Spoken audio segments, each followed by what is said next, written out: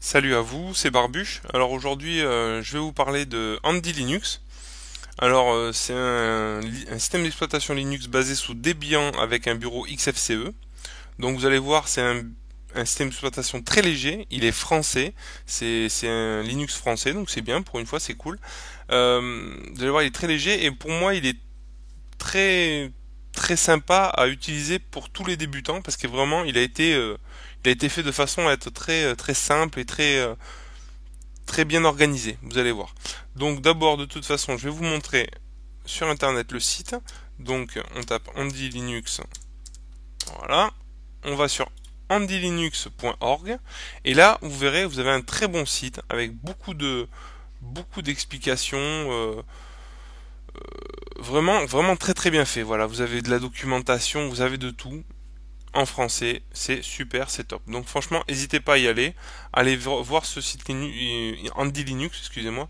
Vraiment, il est vraiment tip top. Voilà. Donc après ça, moi je l'ai installé donc sur VirtualBox. Donc vous voilà donc face à Andy Linux. Alors moi je l'avais jamais utilisé.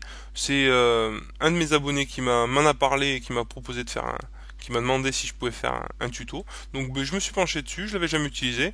Bonne surprise, hein, plutôt efficace, sympa, très simple. Alors comme d'hab, on trouve une barre en bas avec voilà tout ce qui est déconnexion, internet, bon les basiques, hein, je vais pas tout vous montrer. Voilà, après, si là, ça j'avais failli pas vous le montrer. Ça c'est installé d'origine. Vous avez tout plein de radios installé d'origine dans la barre pour pouvoir le lancer en mode rapide. Hein. Donc c'est plutôt sympa ça. Après, vous avez les réglages son.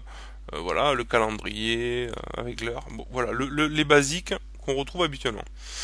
Alors là en bas à gauche on a notre petit menu Andy Linux. Alors le menu c'est le seul bémol, je le trouve pas très joli. Je trouve pas que ça ressemble à un menu, ça fait plus une fenêtre quoi. C'est une fenêtre mais qui s'ouvre comme ça, je trouve pas très joli. Ça aurait pu être différent mais bon, c'est pas très grave dans tous les cas.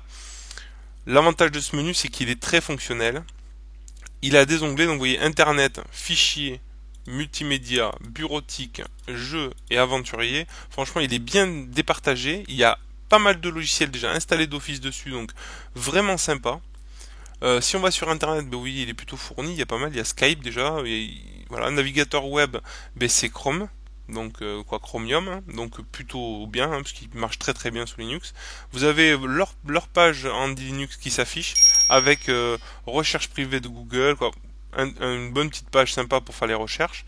Donc ça, je trouve ça plutôt sympa. Ensuite, vous avez l'onglet fichier. Donc comme d'habitude, quand on ouvre, c'est le poste de travail. Donc là, tous les onglets qu'on trouve sur le menu, on les retrouve là sur le côté gauche. Donc plutôt bien fait pour les débutants, pour pas qu'ils soient perdus. Si vous voyez, à chaque fois par contre que je mets ma souris sur une fenêtre, elle se met en surbrillance. C'est pas mal pour savoir sur quelle fenêtre on est. Bon, ça, après c'est un petit gadget, mais c'est plutôt sympa.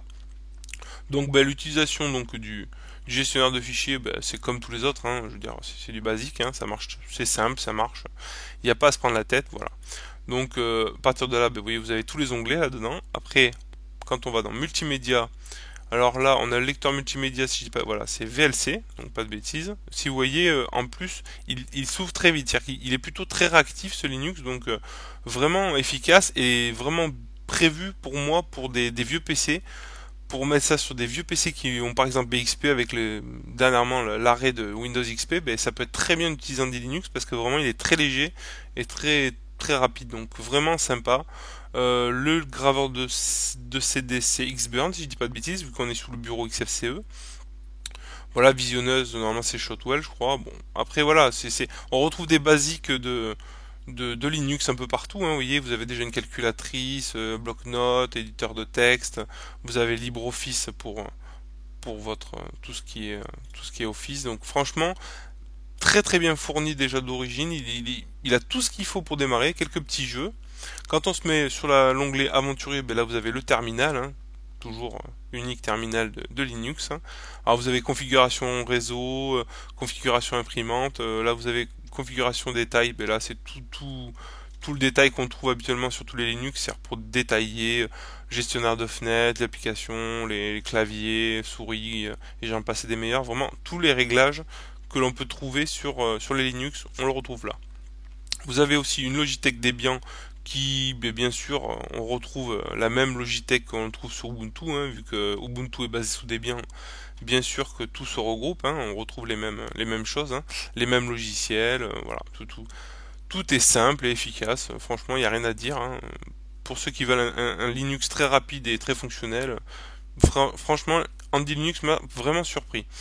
Voilà, après je peux aller vous montrer aussi donc paramètres du bureau. Ben voilà, si on va sur le paramètre du bureau, on peut régler le menu, les icônes, l'arrière-plan. L'arrière-plan, il y a pas mal d'arrière-plan sympas, j'ai vu. Voilà, hein. Après bon, comme dans tous les Linux, hein, il y a des petites photos sympas, vous voyez, on peut les changer à souhait comme on le souhaite à tout moment. Voilà. Je sais plus ce que j'avais vu d'autre, pas mal de petits réglages. Après, vous voyez, plutôt simple à utiliser, efficace. C'est vraiment quelque chose de sympa. Donc voilà, n'hésitez pas à essayer sur Andy Linux. Moi, je l'ai trouvé plutôt sympa, simple, rapide, léger. Donc si vous avez un vieux PC, ça tombe bien, il est parfait pour vous. N'hésitez pas à aller sur le site aussi, parce que là vraiment il y a pas mal de documentation. Voilà, je sais pas quoi vous dire de plus, hein. Je pense avoir fait un tour global d'Andy Linux, qui me paraît être un une très bonne distribution Linux, légère et prévue pour pas mal de monde et surtout aussi pour les débutants, parce que vraiment elle est très facile à prendre en main. Voilà, bon je pense avoir fait le tour. Je vais vous laisser là, j'espère que le tuto vous a plu et n'hésitez pas à vous abonner et puis ben, à revenir voir les autres vidéos. Voilà. Bon allez, je vous laisse, à la prochaine, ciao. Allez, au lit.